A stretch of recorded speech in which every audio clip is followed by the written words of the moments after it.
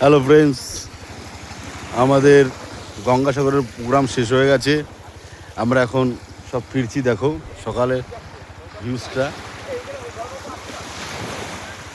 কি সুন্দর দেখাচ্ছে। দেখো আমরা যাবো, যে আমাদের নৌকাটা কত দূরে ভাটা হয়ে গেছে বলে জল এত নিচে নেমে এসছে যে আমাদের নৌকাটা প্রচুর দূরে। দেখো আমাদের প্যান্ট ফ্যান সব ভিজে গেছে, খুব ঠান্ডা এখানে ভীষণ। কি বলবো, সবাই দেখো দাঁড়ানো আছে সব আমাদের।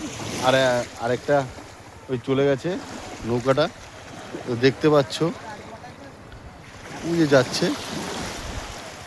এখন এখান থেকে আমাদের যেতে 2 ঘন্টা টাইম লাগবে থেকে যেতে।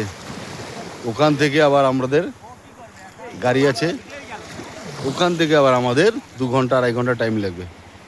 আবার ওখান থেকে আমরা ট্রেন ধরবো, ট্রেনে আবার 2 ঘন্টা টাইম লাগবে।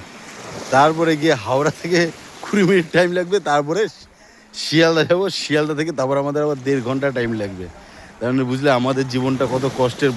ফ্রেন্ডস, তোমাদের সঙ্গে সব কিছু শেয়ার করে যাব।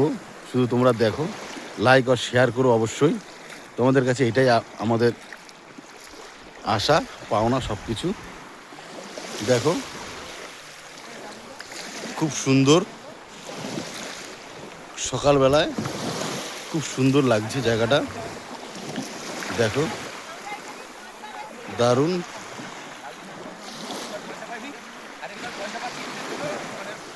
বাই বাই, জয় শ্রীরাম।